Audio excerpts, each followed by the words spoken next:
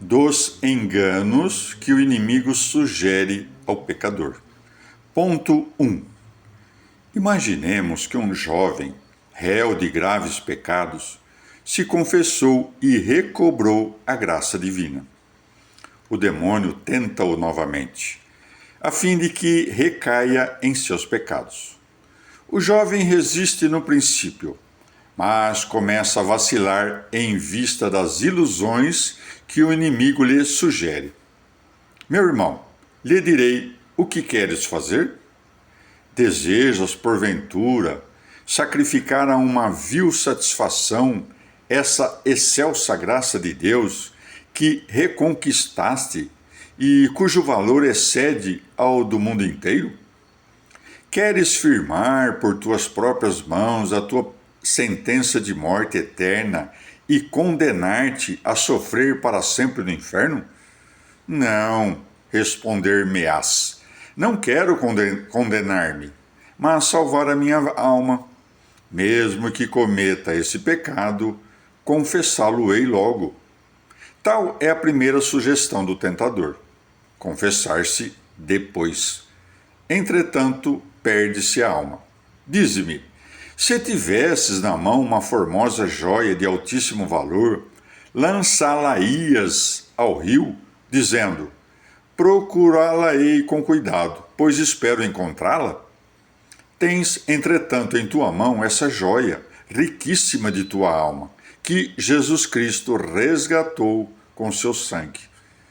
Voluntariamente a lanças no inferno, pois num ato de pecar cais condenado e dizes que a recobrarás pela confissão. E se não a recobrarás? Para recuperá-la é mister verdadeiro arrependimento, que é um dom de Deus, e Deus pode não te conceder. E se a morte vier e te arrebatar o tempo para a confissão? Asseguras que não deixas passar uma semana sem confessar tuas culpas. E quem te prometeu essa semana? Dizes que te confessarás amanhã. E quem te promete esse dia? O dia de amanhã, diz Santo Agostinho, Deus não te prometeu. Talvez te concederá, talvez não, como aconteceu a muitos que se recolheram sadios à noite para dormir em suas camas e amanheceram mortos.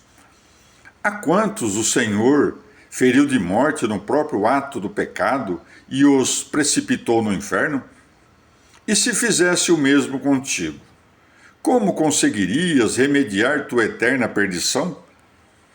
Persuade-te, pois, de que, como o dizer depois me confessarei, o demônio tem arrastado ao inferno milhares e milhares de almas. Porque raras vezes se encontrarão pecadores tão desesperados que queiram condenar-se a si mesmos. Todos, ao pecar, o fazem com esperança de reconciliar-se depois com Deus. É esta a causa por que tantos infelizes têm sido condenados, tornando-se irremediavelmente perdidos. Talvez digas que não poderás resistir à tentação que se apresenta. Este é o segundo que sugere o inimigo, fazendo-te crer que não tens forças para combater e vencer tuas paixões. Em primeiro lugar, é mister que saibas, como diz o apóstolo, que Deus é fiel e não permite que sejamos tentados com violência superior às nossas forças, conforme 2 Coríntios 10:13. Além disso, se agora não és capaz de resistir, como podes ter esperança de consegui-lo depois, quando o inimigo não cessar de induzir-te a novos pecados e tiver sobre ti muito mais força que antes, enquanto tu serás mais fraco?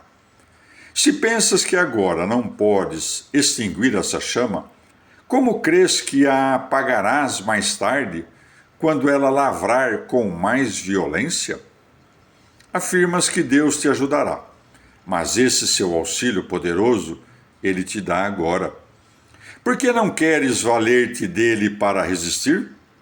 Esperas Acaso que Deus multiplique seu auxílio e sua graça a teu favor quando tiveres avolumado as tuas culpas? E se desejas maior socorro e mais forças, por que é que não os pedes a Deus? Duvidas, talvez, da fidelidade do Senhor, que prometeu conceder tudo o que se lhe pedir? Mateus 7,7. Deus não se esquece de suas promessas. Recorre a Ele e dar-te-á a força de que necessitas para resistir à tentação. Deus, segundo a palavra do Concílio de Trento, não ordena coisas impossíveis. Ao dar o preceito, quer que façamos o que estiver ao nosso alcance com o auxílio atual que nos proporciona. E se este auxílio não for suficiente para resistir, nos exorta a que o impetremos mais, pois, pedindo-lhe com os devidos requisitos, o concederá certamente. Dos enganos que o inimigo sugere ao pecador. Ponto 2. Dizes que o Senhor é Deus de misericórdia. Aqui se oculta o terceiro engano, muito comum entre os pecadores, e pelo qual não poucos se condenam.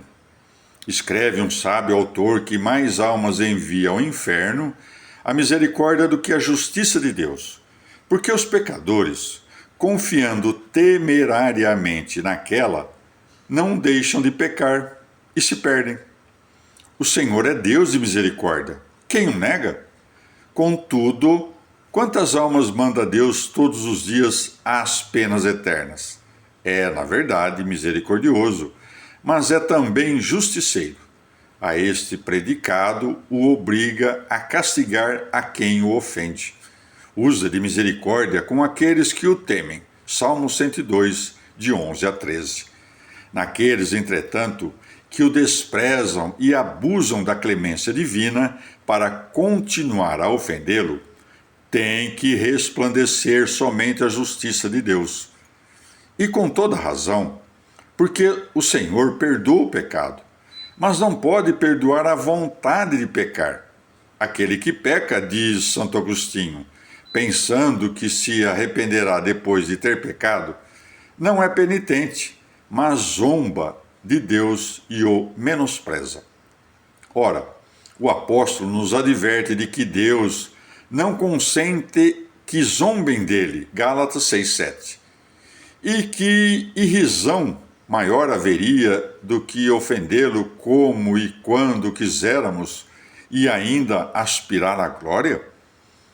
Assim como Deus foi tão misericordioso para comigo em minha vida passada, espero que o será também no futuro. Este é o quarto engano. Porque o Senhor se compadeceu de ti até agora.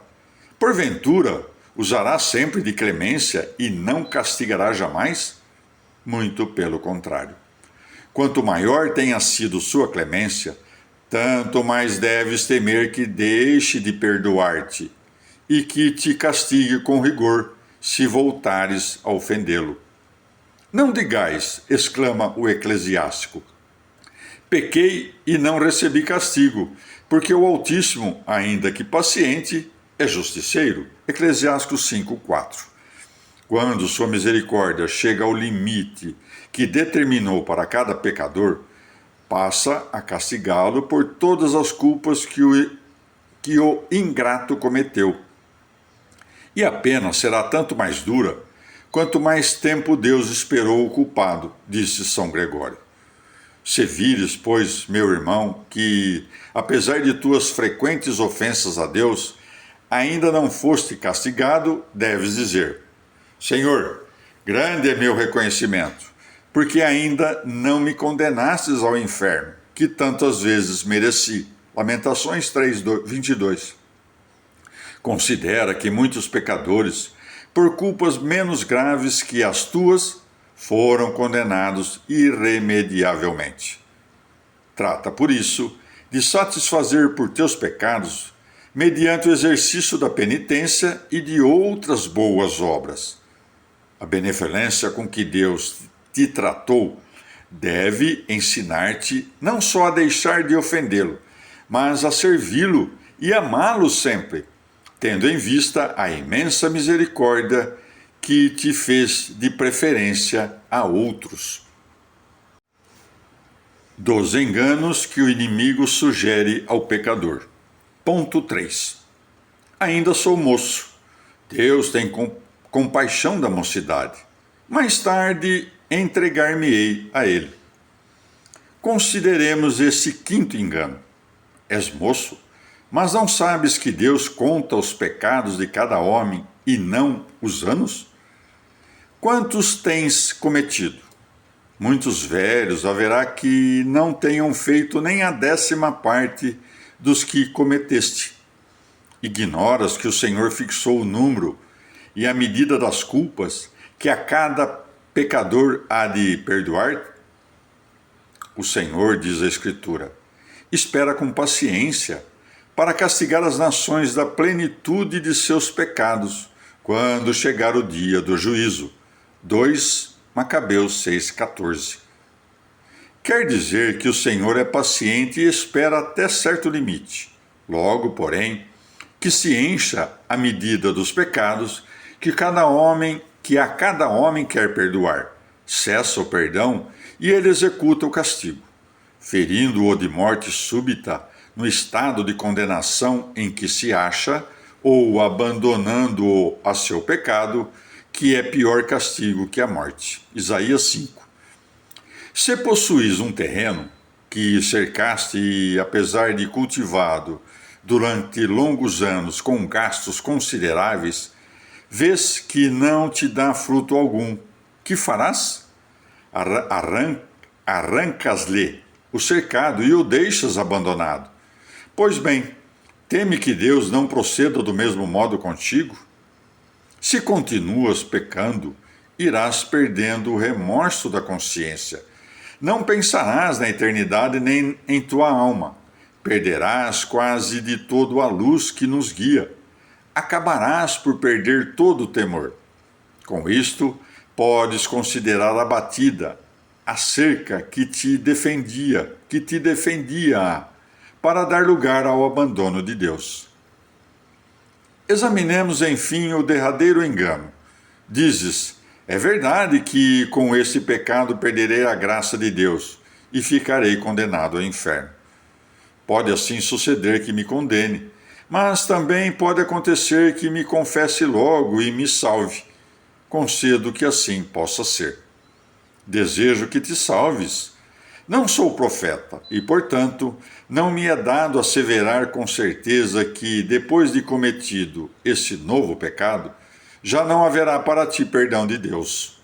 Contudo, não podes negar que, se depois de tantas graças que o Senhor te concedeu, voltas a ofendê-lo, é muito fácil que para sempre te percas. Assim o patenteia a Sagrada Escritura. O coração rebelde será oprimido em seus males. Eclesiástico 3:27. Os que cometem maldade serão exterminados. Salmo 36:9. Aquele que semeia pecados colherá por fim castigos e tormentos. Gálatas 6:8. Chamei-vos, disse Deus, e vós não quisestes ouvir-me.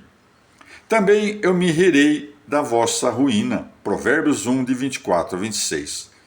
A mim pertence a vingança, eu lhes darei o pagamento e a seu tempo. Deste modo, fala a Sagrada Escritura dos pecadores obstinados, e assim o exigem a razão e a justiça. E, não obstante, dizes que, apesar de tudo, talvez te salvarás. Repetirei que isso não é impossível. Entretanto, não constitui tremenda loucura arriscar a eterna salvação por um talvez ou por um talvez tão pouco provável? É este negócio de tão pouco valor que podemos pô-lo em tão grave risco?